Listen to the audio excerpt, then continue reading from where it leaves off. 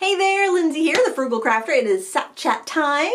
Yes, it is another week. Another week has gone by. What the heck? What's going on? What is life, right? It is 2:54 Friday afternoon when I'm recording this, and I'm probably going to actually end up working a bit this weekend because I don't have my Sketchbook Sunday video done yet, nor do I have an idea of what I'm going to work on either, so it's kind of like a double whammy there. Although someone in Critique Club asked me to do oil pastel, fall scene with oil pastels, so I might do something like that. I don't know. We'll see what I'm feeling when I get around to doing that.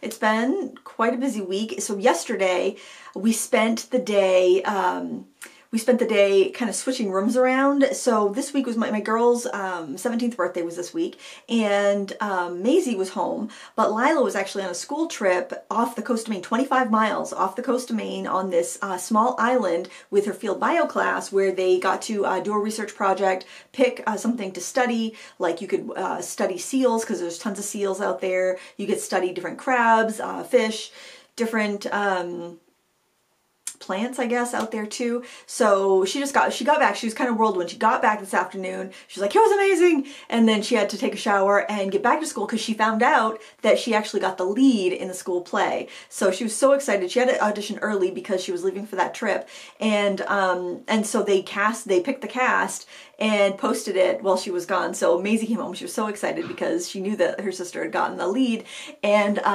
she couldn't wait for her to find out. So she found that out like coming back to school today. So kind of a lot of good exciting things going on. So anyway, when she was gone, actually when Maisie was at school yesterday too, we actually swapped rooms around. Now Maisie didn't want to change rooms. She wanted to keep the bedroom that she had. Lila had been slowly kind of moving things into Jackson's old room because Jackson moved out about a month ago. So Jason and I decided to actually swap the rooms around and get them all kind of set up. So for one, there would be kind of like a guest room, or kind of space Jackson's room basically. He pretty much moved most of his stuff out, but just kind of have like a calming room that he could come back to if he wanted to spend the night, you know. So that would be that room, and then also get Lila's stuff all moved into, she wanted to take Jackson's room when he moved out, so get all that kind of set up in there. So I wanted to really organize it and get it all pretty and fixed up and stuff like that, and all, you know, cute. So it was funny because, like, you know how you always like overestimate, or at least I do, my husband does too, we always overestimate how long something unpleasant will take, and I always underestimate how long something I want to do will take. So I'm thinking this moving all the furniture around is going to take like all day long, and then I figured setting it up cute and organizing will take like an hour, and it was completely the opposite. It took us like 3 hours to get like all the furniture moved, like swapped between the rooms, and then it probably took me like a good 3 hours to get everything cute and organized. And I kind of set up her desk, because I love stationery and setting up desks. Even as a kid, I love to set up desks. And so I set her desk up all cute and made her a little shelf and put all her stuff up there. And I kept finding a bunch of my supplies that she had like brought up, which I do not mind at all, except if I haven't seen her use it for a while, she can tend to kind of like pack rat a little bit. So I did bring some stuff back downstairs and just put it away so she knows where to find it if she needs it again. But because it was like, well, there's just way too much stuff.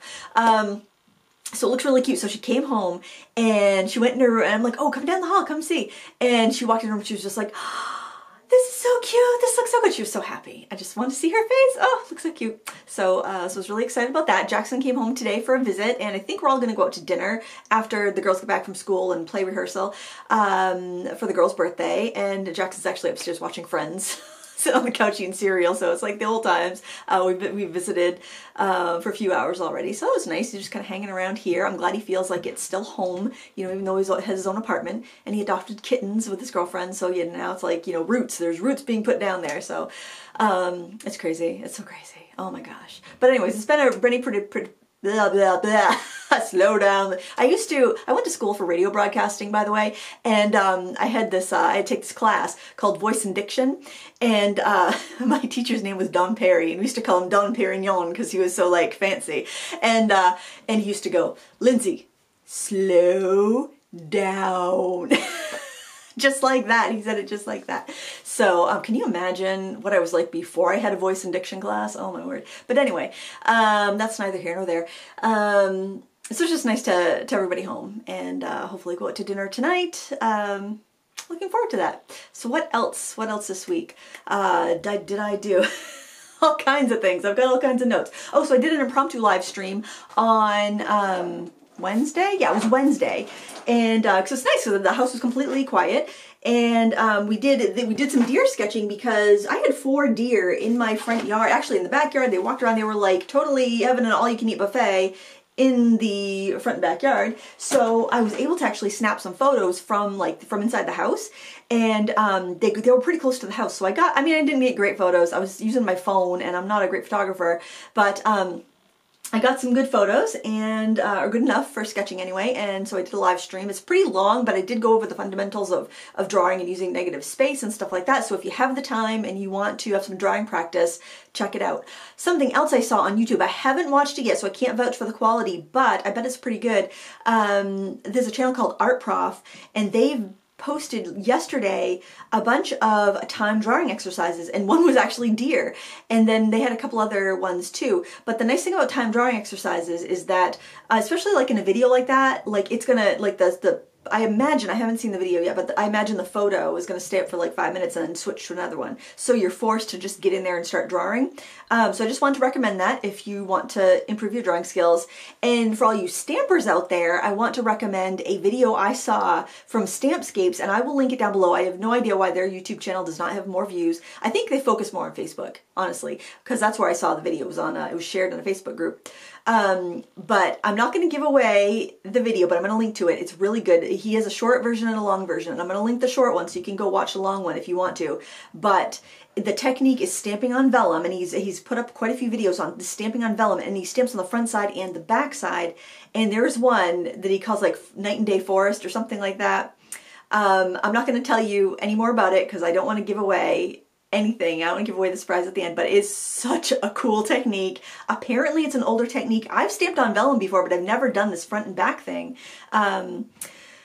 And maybe it's just, it looks totally new because he's using these landscape stamps, which I have a bunch of them because Stampscapes has been around forever. But anyway, I'm going to link that tutorial because it's 2 minutes long, the quick one. Watch it if you're a stamper. I think you will love it. And then you can watch the longer one if you need the like really in-depth instruction, because it's a pretty advanced stamping tutorial as far as I'm concerned, but it's fantastic. I was just grinning from ear to ear the entire time. I was like, this is so cool. And I've been stamping a long time, so it takes a lot for me to like be like, whoa, blown away by a technique. So I'm gonna link that up. Give them some love because it's real hard to grow on YouTube, and when you just see talent like that, it's like you just wanna share it. Just wanna share that stamping talent. Oh, I did post a new card making video, and I've got another new one coming out next week. So I posted Maisie's card yesterday, and that one deals with taking, because when you're making a custom card for somebody you love, you're usually trying to add their interests, right? You're trying to add things that they love into your card. And sometimes it's very difficult to get these different maybe unrelated images that you're trying to put together because there may be unrelated interests together and make them go. And so I have a lot of tips on how you can make unrelated images go together, unrelated things like that go together and have it come together in a cohesive way. But the other nice thing about using this technique is that if you're like me and you've been stamping for ages, you have tons of stamps. And I mean, back in the day, we didn't buy sets of stamps. We bought one wooden stamp because it would cost like $12 for one stamp. You know, we'd buy one at a time, and then we'd mix and match all our stamps together to create scenes, to create cards. Nowadays, you pretty much buy a stamp set and use that stamp set to create your card, but that's kind of limiting. And if you have a bunch of stamp sets, you can combine them or use a stamp from here and a stamp from there, and obviously I'm sure you've done that before, but sometimes they just look a little weird or not quite put together, or maybe you don't feel they look very put together. So those techniques can help you with that. Like I mentioned in the video, this card is not something you would see in a magazine because it's not like a mass market appeal. This is a custom card for one of my daughters who has interests different than other people, so I made a custom card. And I think we need to think about that when we're making our cards. We are making cards for people we love and we know in general, unless we're making them to sell, but in general, we're making cards for people we love and know, and we want them to have something special that they just couldn't go to a store and buy.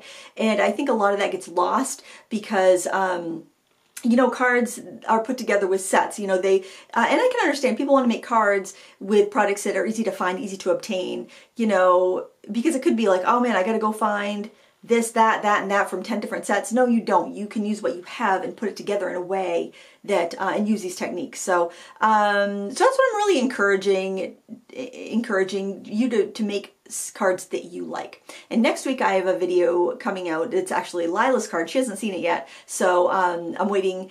She'll open her card tonight. But I didn't want to post the video in case she happened to be on social media or check my YouTube channel and see it before she gets a chance to receive it. And I didn't want that. I wanted her to see the card first. So and that's going to be about being true to your style, because when you're true to your style, all of your supplies will naturally go together, as opposed to just buying what you think you like because you're so conditioned to like it by the trends. And I'm not saying that to put anyone down, because we like what's familiar, basically. And so that's why clothing trends, you know, that's why like people get kind of like all sucked up in clothing trends. For one, that's what's available to buy. For two, you get so used to seeing it that you think you like it, or it's just normalized. And then, you know, and they do that so that you have to buy new clothes every once in a while, so you don't look, you know, completely dated. Same thing kind of goes along with stamping and other like paper crafts. So I thought it'd be kind of a nice, just a nice palette cleanser maybe from other things you're seeing online. If you're feeling like compelled to follow the trends, you can have a little anti-trend thing. Oh, and oh yeah, I get a little Dollar Tree. I get a little mini Dollar Tree haul because I got a project that I'm going to be filming probably next week. I wanted to film it this week, but I ran out of time. Probably be filming it next week. I was going to do the little haul at the front of that video, but I think I'll just show you what I bought in this one. So I went to do groceries. It was Saturday, last Saturday. My husband does most of the grocery shopping, which is probably a good thing, because he goes with a list and he sticks with the list. I am a more intuitive shopper, and I go and buy whatever strikes my fancy. So we end up with some weird meals around here after I've done grocery shopping. But anyway, so I'm like, I'm gonna do the groceries. I haven't done it in a while. We needed stuff like, we just need like dish detergent, laundry detergent, you know, a lot of different things that weren't necessarily food items. I just need to go up and down the aisles and see what we need. I wasn't sure what we needed. I just need to go up and down the aisles and see what we need. I know, it's like probably the worst way to attempt shopping, but honestly, if I just stick to a list, it's like I can't think of what we need. It's like I need to see it. I need to get ideas of it, because I'm generally the one that cooks, so I need to be inspired. I need to get some ideas. Otherwise, I cook the same thing all the time. I feel like I do that anyway. But yeah, I'm just looking for something to spark joy, if you will, that will make cooking fun, I guess. But I'm also extremely cheap over some things, and I'm like, I am not buying the outrageously priced sponges at the grocery store. I'm going to go to the Dollar Tree and I'm going to buy the sponges at the Dollar Tree for $1 instead of, like, I don't know, paying $5 or whatever they want at the grocery store. So I went to the Dollar Tree, and $26 later I came out and I got those sponges, by golly. Look at all the money I saved. But anyways, they did have some new Halloween stuff, and I got some things that I think are going to be really, really cute for painting projects and for home decor. So I'm going to show you what I got. And well, mostly what I got, because I also got some things that were like birthday decorations, which I've already used. So I'll show you what I have left that I've got. So these, I filmed, I don't think I shared it right though. I filmed a reel in the store actually, because I'm like, I'm not buying all this stuff, but there's a lot of really cute stuff that I think people might enjoy. So I did film an Instagram reel, but I think you'd have to go to like Instagram and then go on my page and then click the reel button to see it, because I clicked don't share to my feed because I thought it'd be kind of silly to have that with all my other like finished artwork things, because it was just kind of like just ephemeral. I just wanted to show it in case anybody liked any of those things. I could get them before they're gone, but it wasn't something I wanted to live forever on my Instagram home feed. But I think because I didn't share it on my feed, I thought it wasn't going to share it to my grid, but I think I ended up, so it didn't go to my subscribers. So it's there if you're curious about the other things that I saw in my local Brewer, Maine at Dollar Tree. But I thought they were really cute, and they actually looked pretty good quality. It didn't look like I'm gonna have to sand any of this thing. So this is actually a wooden skeleton. We can open it up. It's articulated. So look at that. Isn't that cute? I mean, I'll lean back up a little bit. Isn't that cute? I suppose if even to make it painting easier, you could take off the little jump rings. I might do that. It probably would be, I probably should do that, because it'd probably be a lot easier to paint if I do that versus, you know, getting paint all over the little rings. But I thought that'd be really cute hanging on a door. It's very lightweight. And do you guys remember the jewelry collection that Tim Holtz had, I think at Joann's, and there was like a cameo that was like the skull cameo? I don't think he invented that, because I've seen it from other companies as well, like in the jewelry making catalogs. But but there's a big one with wood, and I thought that would be really cute to do. And these are all, you know, could be painted on both sides because they're just plain. This might actually be kind of cool to put like some tissue paper behind or something. You can hang it in the window like a sun catcher maybe. I don't know. But I thought that, actually they had pumpkin ones too, that you could do that with a pumpkin. You could paint it, you could put like tissue paper behind the eyes or something like that and hang it in the window. I think that would be really cute. Especially if you put like a little, little fairy lights behind it or something. And this one here, I like this because it's not super cutesy. It's a Frankenstein, and I think it'd be cool to do it like the old horror movie Frankensteins. And I keep forgetting, is it Marvel? Is it on Marvel? Or Warner Brothers? Oh, I'm thinking it's Marvel, the old Marvel monsters. Does that sound right to you? You know who I mean? You know, like the Dracula and Frankenstein and the Mummy, I think. Those old like movies from the 30s and 40s. I want to do this. I want to do this like that kind of Frankenstein. So I think that will be really cute. I actually have a plaque of Frankenstein, like a bust of Frankenstein like that I hang up at Halloween. I just did my mantle, by the way, today. I think I'll take a little video of it and post it on Instagram because it came out super cute, I think, anyway. It's fall. I'm not bringing up the Halloween decorations till about 2 weeks before Halloween because it just gets too cluttered and I can't take it. But I got the fall mantle up. But anyways, I love that because it's not so cutesy that you couldn't make it spooky. You know, I want to make it spooky. I like spooky Halloween. Now the kids are older, I like spooky Halloween.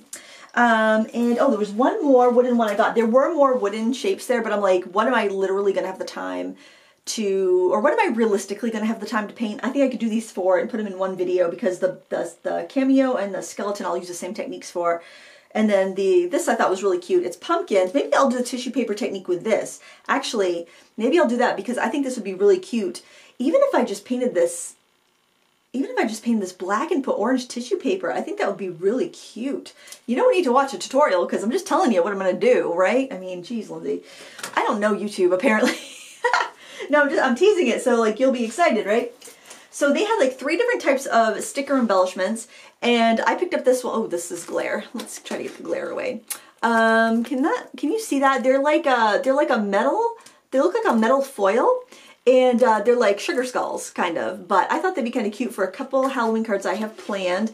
Hopefully I'll get good and actually send out my Halloween cards because generally, I love making Halloween cards, but sending them out is another story. I have a hard time with completion. I have great ideas and I love to do them, but then completing is another story. And then for the other craft things I got these 3 fat quarters. They actually had quite a few different designs, but the only time I impulse buy fabric is fat quarters. I don't impulse buy yard goods because I only buy big things of fabric when I have a purpose. But boy, I thought this was really cute. I just love the colors. It's kind of a classic scary pumpkin. And then this one, and it doesn't feel gross. The fabric does not feel like, you know, low thread count, scratchy. I mean, I wouldn't make sheets out of these, but they don't feel scratchy like a lot of inexpensive. Is this a fat? Yeah, it's a fat quarter. I was thinking it was a skinny quarter for a second, the way I had it folded. So a fat quarter, if you don't know, they take a yard of fabric and they cut it in half lengthways and then widthways. So you get instead of getting a skinny quarter, like if you go to the fabric store and say, I want a quarter yard of something, you're going to have a long skinny, like a 10-inch by, not even 10 inch. You know, like probably like an 8-inch by, maybe 9-inch, I don't know math. You're going to have 36 inches divided by 4, you're going to have that skinny by, you know, however long your fabric is, however wide the fabric is. So a fat quarter is much more useful for craft projects. Like you can make trick-or-treat bags, or, I don't know, you can make a bandana. I can make a fancy bandana for Halloween. That could be wicked classy. Maybe I'll do that. Awfully cute though. Look at that. Oh, that's so cute. I can make little pouches. I can make little bags. I don't know. I don't know what to do with it. But I thought it was cute. And this one right here actually is really fun. I used to do, well, my librarian did sugar skulls. And I helped her make the sugar skulls one year. It was so fun. So you actually had these molds and you make like these sugar skulls and you let them dry. They're made out of sugar and meringue. And then the kids come and you have like a bunch of piping bags all set up ready to go with royal icing, and they decorate them, and it's so awesome. It's so fun. So we would do that. I would help out. She ran the show. I would just help out with that one. But this is like a sugar skull pattern, which is really fun. And I loved the, we did the Day of the Dead celebration at the library. It was so cool. And it's really neat because we don't have a lot of Hispanic heritage up here in Maine, so it was nice to have that, just to see that, that craft from another culture and that celebration from another culture. So I always thought that was so cool. Hopefully that didn't sound disrespectful. I don't mean that. I don't mean that at all. I never know when, you know, I mean to appreciate the culture, you know. I'm not like rob it. I thought that was cute fabric. And then these are just some decorations I picked up. This is a skeleton bat, which actually, I thought these looked pretty good quality for the dollar store. I mean, when I got them home and started to look at them, like, well, maybe they're a little tacky, but I actually thought they looked pretty good. Let me turn this down. Maybe this will be easier to see. I think the quality was actually pretty good. It's got a little articulating jaw. The wings don't articulate though, but I might hang this like upside down over the mantle when it comes to like maybe in the middle of my wreath that I just made when it comes to Halloween time. And then these guys are totally going to stand on my mantle. This is a skeleton bird, and its jaw articulates and its wings articulate. I mean, how creepy is that? I think I need to like set him up right there. He's pretty cute. Let's move my markers so we can give him a honorable place. And then the rat. The rat has slightly articulating arms. It's got an articulating jaw. Look at that, it's creepy. I also thought this would be kind of a fun, maybe it's better with more light. I also thought this would be kind of a fun drawing. Look at he's scary. Drawing thing too, although I'm sure it's not anatomically correct or anything, but I just thought that was really cool. So we get those guys to go on my mantle when it gets a little bit closer to Halloween time. And the only other thing I have left, and yes, I did buy the sponges. Oh, and get this, so I buy the sponges. So what it is actually, these refills for these wands that I buy, they're a sponge that's like kind of round, and it's on the end of a stick, but you can fill up, the stick is hollow, you could fill it up and put whatever cleaning product you want in there, and it's really handy because then you can like scrub your tiles, scrub your bathtub, sink, stuff like that, and then just rinse it away. But you can use whatever cleaning product. I usually use like vinegar and water, and I just kind of like go through and disinfect, or I might use vinegar and dish soap and water, and it works really great. But the sponges wear out, but you can buy the refills at Dollar Tree. And so we only had one of those handles, and I had it in the downstairs bathroom, so I wanted to get another one for the upstairs bathroom and then a pack of refills. And so I did. I bought a wand and a pack of refills, and then I couldn't find the original one that we had downstairs, so I think someone might have saw the worn out sponge and just tossed the whole thing. So I may have to go back to the Dollar Tree and probably come back out with another bunch of stuff. I should just pick up my sponges at the grocery store. So that the moral of this story is, friends, just buy your sponges when you're at the grocery store. Anyway, an extra trip to the dollar store does not save you any money. That is, what is it? That's penny wise and pound foolish. That is a false economy, friends. I also got this. How cute is this? I made a cake topper with this, and I put it on because I made so much cake this week. I made cupcakes on Sunday before Lila left because I wanted to make sure she had some birthday celebration. And then I did the kind of like, what did I do? I did white cake and funfetti frosting. It was nothing fancy, but I usually buy cakes because I don't know. I feel like that's buying my time back. But I'm like, no, I'm gonna make cakes. I'm gonna be, you know, I'm gonna be a proper mother. Not making it from scratch. I'm not that proper. I'm Betty Crocker over here. So instead, I buy the Betty Crocker cake mix and I do that. And they were very well received. And then I made a bundt cake because I found a bundt pan when we were cleaning out the basement. We've been cleaning out the basement down here, as I've mentioned before in Sat Chats, and I found a bundt pan, so I'm like, I'm gonna make a bundt cake, and then I made a topper, so I took some skewers, and I stuck the happy birthday down on some black cardstock and cut around it, then I put the cake and the stars, because I bought 2 of these, because I figured this would be a really quick card, stickers to make some really quick birthday cards if you know, or even to decorate a gift bag or something. I don't know, they were really cute for $1. I thought that was great. So I put these on the back, and what I wish I did, I'm not even gonna lie and say I did it because I didn't do it. I had this, and I had the skewers kind of hidden behind cardstock, and this was a topper, but then I was like, you know, the skewers are really long. What I should have done was I should have had the skewers come out beyond the happy birthday, and then I should have made paper rosettes. That'd be really cute, paper rosettes with like really pretty cute papers, and then I should have stuck the stars in the middle of the paper rosettes. That's what I should have done. That's what I would do if I were you, and if I make another topper next year or something, that's what I'm going to do. And maybe I'll do a video on it. I don't know. Again, would you need to watch it? No, because I just told you how to do it. But that's how we roll around here, and that was my trip to the Dollar Tree. So now I can put Dollar Tree haul in my video and get all the views.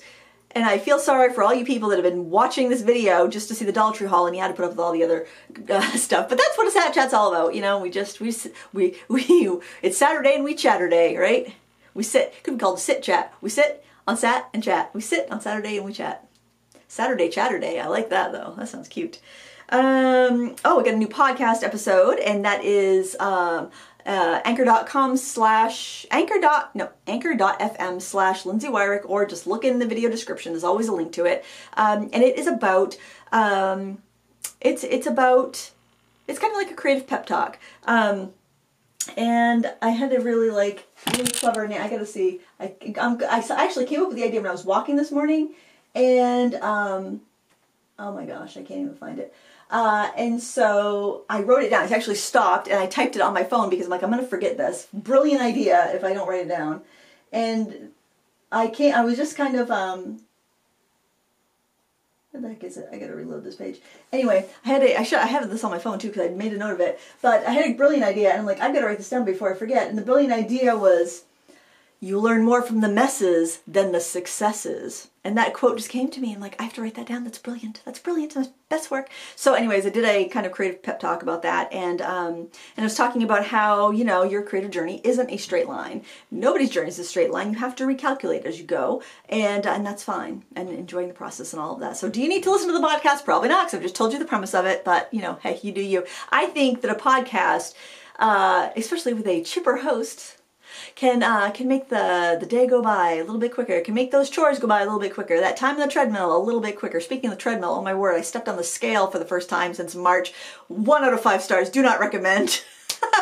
I'm like, oh boy, we've got to re-steer the ship. We've got to recalculate course here. I live Jean's great and a little snug, I have to say, probably because of all the cake in my life. Although, ironically, I didn't eat that cake, so there's eggs in it. But I did buy a day of cheesecake so I could enjoy some sugar with with the girls. So yeah, it's like, yeah, I need to steer the ship. I need to steer the ship back on course. Oh my gosh, it was so funny. So I got to show you this thing my friend Tracy made me. So I crafted with my girlfriends this week.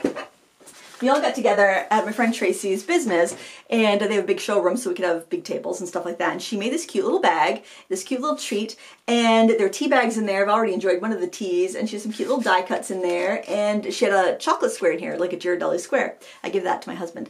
But anyway, so she passed them up to us, and we're ooh and ahhing because they're really cute. And then my friend Kathy is just laughing her butt off. She's sitting next to me. I'm like, what are you laughing at?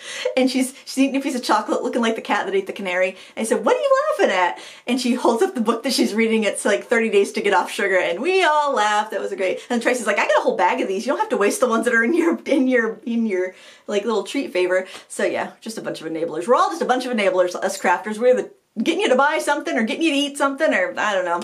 We're a mess.